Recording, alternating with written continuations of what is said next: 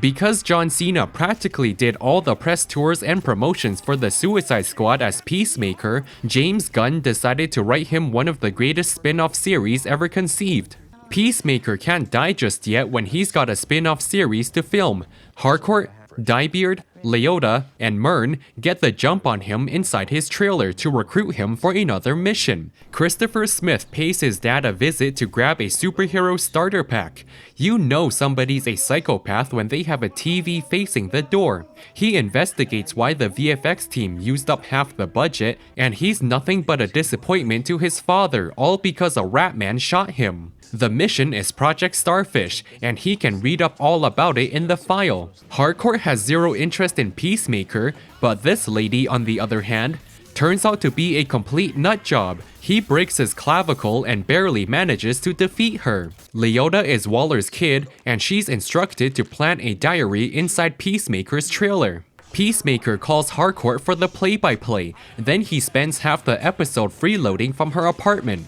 Among many of his favorite hits, he finds a strange device which later ends up being a spaceship. He's spotted by the police and flees into another apartment. Now that they've seen him, he wastes a few more minutes tying them up. Peacemaker breaks his other clavicle, and they escape the entire police force by escaping. His best friend Vigilante shows up at a bad time, but he claims to be doing face muscle exercises. John's told to swap the plates on Peacemaker's car, so his peanut brain chooses Peacemaker's father. Leota is sent to bribe that couple, and Operation Frame Peacemaker's father is a resounding success. August wants his favorite seat in the cinematic lighting, and the inmates hail the White Dragon. Peacemaker is given a mission briefing, and the important bits are that his target is Senator Goff, his bodyguard is 60 centimeters tall, and he may have to cancel some children. That last part has him worried because he still has PTSD from the Suicide Squad.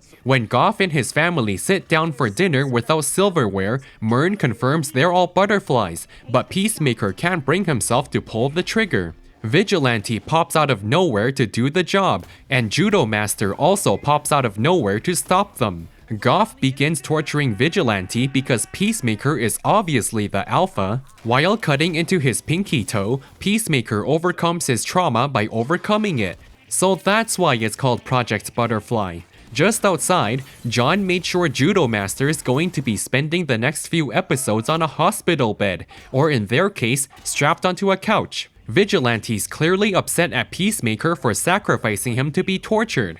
I mean, I would be too if I almost lost my most important toe. He's tired of driving out here each episode, so he begs up all the helmets.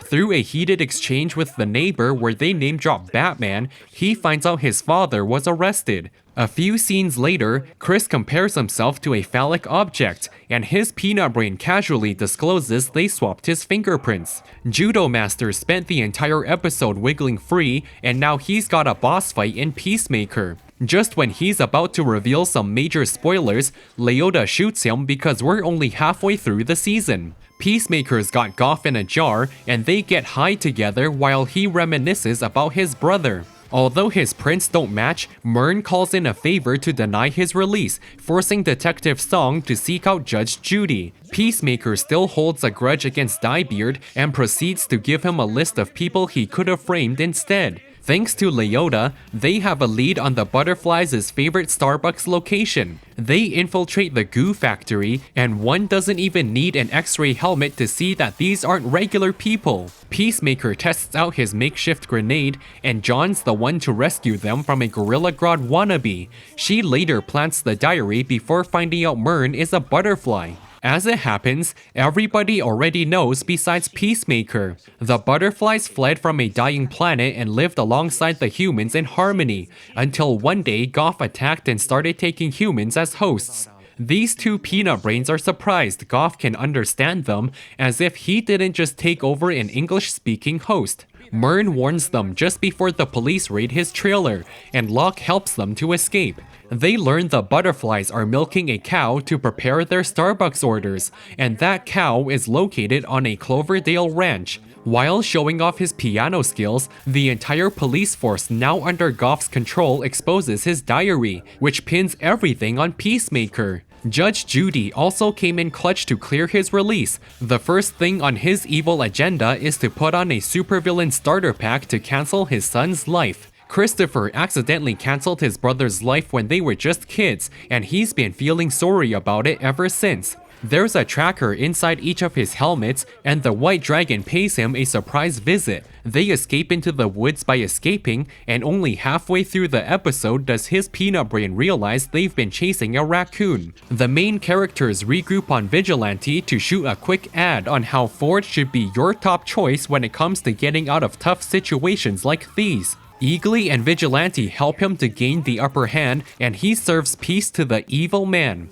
Elsewhere, the ladies spend so much time packing their skincare products that Mern sacrifices himself, and they're still packing when Judo Master shows up out of nowhere to get his butt kicked. Leota's world flips upside down when she sees an eagle hugging a man, and they all agree to stop the final boss from teleporting the cow. They plan to incite a workplace accident by collapsing the barn onto the cow using his sonic boom helmet. Eagly goes AWOL, so it's up to John to make an Amazon same-day delivery to sneak the helmet inside. He almost gets caught and tells a sad story about being lonely and dyeing his beard to get out. All three charges are exhausted, but it's still not enough, so they charge into the battlefield to do something PETA wouldn't approve. The final boss finally reveals to Peacemaker the truth. Our world is headed for the same fate as their world, and taking over humans was the only solution. Cool story, bro, and Leota torpedoes through the cow.